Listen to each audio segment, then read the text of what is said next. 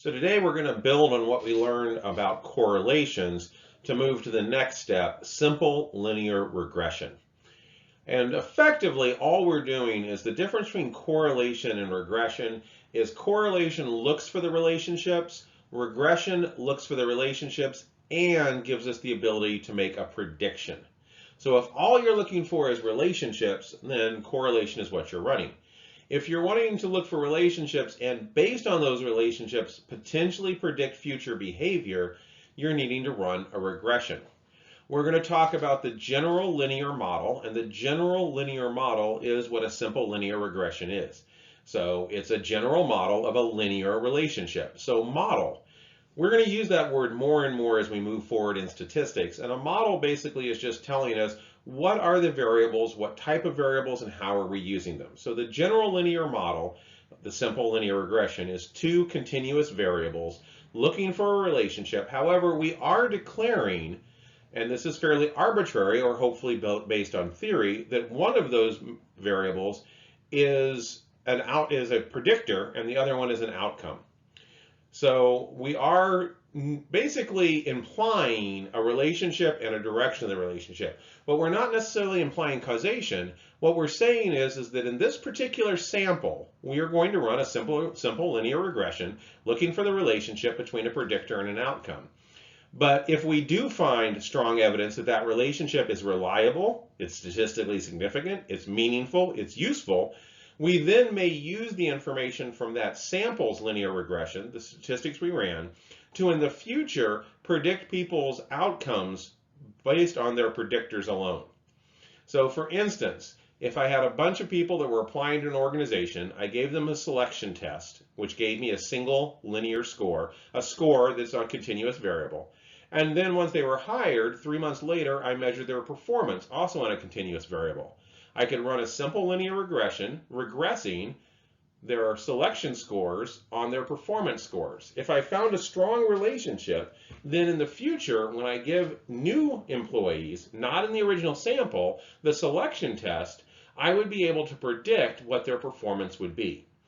So honestly, the simple linear regression is probably one of the most used practice-oriented tools that you'll run into. Almost any organization or any group or any therapy or any school that is trying to use continuous data to make predictions is effectively making those predictions based on some form of simple linear regression. So we'll talk about the difference between relationship versus prediction. We'll talk about how we compute the regression equation. Once we have the regression equation and our prediction, we need to do more. It's not just effect size this time, that we'll still calculate that. We also want to calculate the standard error of the estimate. In other words, if we're estimating or we're predicting that someone's outcome score in the future will be X based on the predictor score, then we also want to have an idea of how likely is it that we'd be wrong, and if we are wrong, what would be the range of that error. So then we're going to talk about how we actually interpret the regression coefficients, the values we're actually calculating with the statistics. We'll talk a little bit about some of the related statistics, and finally, of course, the statistical assumptions of simple linear regression. So the general linear model. Simple regression measures a linear relationship between two continuous variables. So our first assumption is that you have two variables. They're both continuous, so interval or ratio data. So they are numbers have meaning. More of the number means more of something.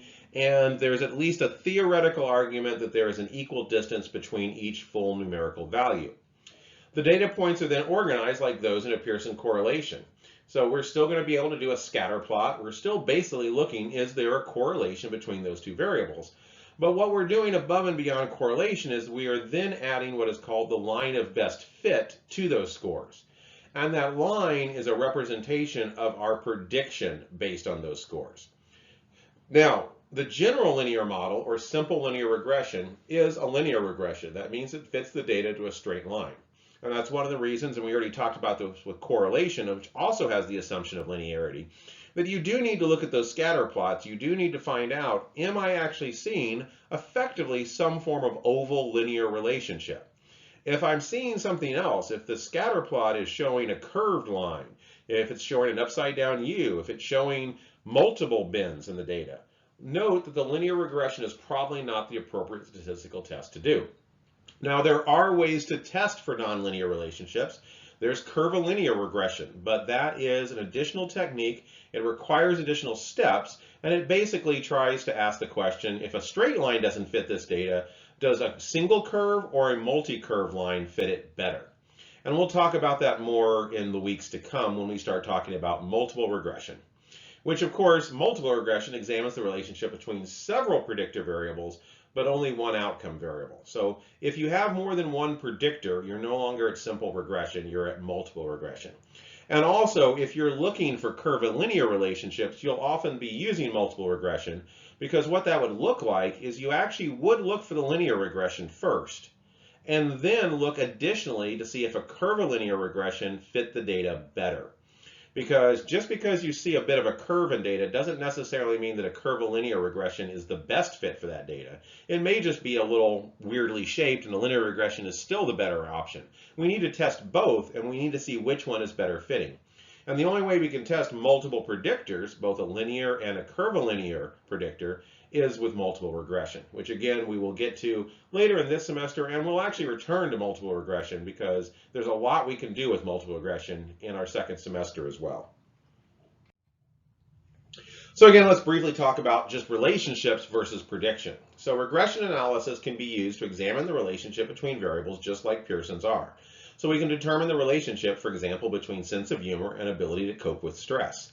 We're going to get a p-value, we're going to get a test statistic, and that test statistic and p-value will also be available for us so that we can talk about whether it's statistically significant, and if it is significant, we can still talk about the effect size. And in this case, with regression, it's still R squared, same effect size. Additionally, if there is a significant effect, we can talk about positive versus negative relationships. All of that stays the same.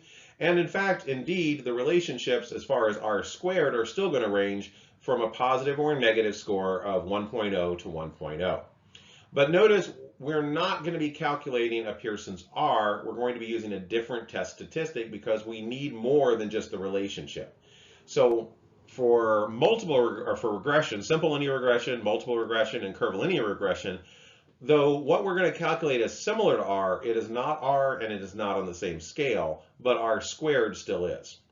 So we're going to create a regression equation to predict an unknown outcome from observed variables. So not only are we going to get the relationship, we're also going to get prediction. We're going to get a formula that is determined by the statistics from those scores and variables that are known, our sample, the people that we have both the predictor and the outcome score for. And then based on how well we trust that data, how big of a sample size it was, how statistically significant it was, and how strong that relationship is, we may decide that in the future we're going to use the data we gathered from that sample to predict new people's scores on the outcome based on simply the measure of the predictor. And we can use this for placement, we can use this for hiring, we can use this for determining who needs training or additional education. It could also be used for clinical cases where we're giving people a series of personality batteries, and based on previous relationships between those batteries and known psychological disorders, we might be able to predict what is actually going on with a patient. So all of these are very practical implications. So our prediction. First, the greater the association between the two variables, in other words, the stronger the correlation, the higher R is going to be. And in this case, it's not R that we're reporting, it's a beta, and it is the actual Greek large uppercase beta italicized. And remember, anytime we're reporting statistical tests via an initial, that initial should be it should be italicized. That also includes any shorthand. So if you're putting an M for mean, it should be italicized. If you're putting an R for correlation or a beta for regression, it should be italicized. If you're putting an SD for standard deviation, it should be italicized. Also, as the correlation becomes stronger, the shared variance, the effect size, also becomes stronger. And in both correlation and regression, that is R squared. Also, the stronger the relationship, the better that best fitting line actually represents the data, and therefore, the more accurate our prediction of the DV, the outcome, is from the IV, the predictor. So really the big difference, if we're looking at the two of them, correlation to regression, is A, that with regression we can make prediction. that we're getting a predictive equation and drawing a line of best fit, and that line is being drawn by statistics. And finally, the way you know you're reading a regression and not a correlation is whether it's being reported as R, correlation, or beta, regression. So we need to compute the regression equation. So it's a one-to-one relationship. For any point on a line for x, there will be a corresponding y. And I have two quick equations here, and one of them is the theoretical, and one of them is the actual. So the first one is the theoretical. Y, that's our predicted outcome, equals A, which is our constant, plus our B weight times the score on x the person has, plus or minus error. So walking through that, y is what we're trying to predict. A is the y-intercept. It's the constant. It's where the regression line, that line of best fit, that line we're using for prediction, would be on the y-axis if x was 0. Now, a lot of times with the scales that we use in psychology, there may not be a true 0. The scale may start at 1, but we're still going to get a constant. What would it be if it did have a 0? Because that tells us basically the lowest prediction we would ever make in any situation. The next part of the equation is the little b, or b weight. Now this is different than beta. Beta is the test statistic that we're going to use to find out if the regression is statistically significant.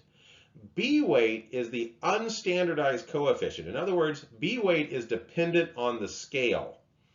And the B weight is how much Y changes for each incremental change in X. So for instance, if our constant was 10, the lowest score we'd ever predict is a 10, and our B weight was 1, that means that if we're calculating someone's prediction, we're trying to calculate Y, we'd always start with 10 plus 1 times whatever their score and the predictor was, X. So if they scored a 1 in the predictor, 1 times 1 is 1, 1 plus 10 is 11. We'd predict an 11. If their score on X was 7, 7 times 1 is 7, plus 10, 17. Our prediction would be 17. Now, what we don't know is error, plus or minus. So that's why the first equation is a theoretical equation. Y equals A, the constant, plus the B weight, the unit change in X for each change in Y, plus error, plus or minus. Now, we are going to come up with a couple of methods to estimate error, but we'll get to that later. The actual equation, though, is what you see on the right. It is y prime, or y hat, some people will call it, but basically that means it's a prediction equation. Y prime is the actual prediction, and it is simply constant plus B weight times X. So the slope, the B weight, is the change in Y per unit change in X, and it may be positive or negative. Y may go down as X goes up. In that case, the B weight would be negative. Y may go up as X goes up. In that case, B would be positive. The y-intercept or constant is where the regression line crosses the y vertical axis. Again, it's what the equation would be if X had no value. And error, again, is the estimate. The difference between the actual and predicted outcome is one way we can measure error. So for instance, if I am using a selection test to predict whether someone will perform well in the organization. And based on their selection score, I predict that on a 1 to 10 scale, their performance will be an 8. That's Y prime. Y prime is my estimate. Performance on a 1 to 10 scale of 8. One of the ways I could determine the error is 3 months later, I could actually get their performance scores and find out they got a 6. So my prediction was 8, the reality was 6, so I was actually 2 points high. That's the error in that particular case. So again, when we're looking at prediction, we're basically going to use the initial scatter plot and initial regression, the actual correlation, regression, beta weight of the actual sample data, and that's the sample data that we have, the actual participants we tested where we measured both of the continuous variables. And from that, we're going to calculate a line of best fit. And that line, by the way, is calculated by where would you draw a linear straight line through the data that every point is at the minimum distance from that line. So it is fitted to the data. So the closer the data actually fits the line, the less error, and the tighter and more you can trust that line. The weaker the relationship, the further points are going to be away from that line, and the less you can trust that line. But that line always is going to be the mathematical line that minimizes the amount of error between the line and the actual data points. in your scatter plot. And again, that equation, y prime a plus bx, simply represents that for each 1 unit in change in x, what is the amount of change in y? So every time, and that's why the b weight is multiplied by x. For every unit of x, how much more do we predict in y, or how less do we predict in y if it's a positive or negative relationship? And again, what would it be if x was actually 0?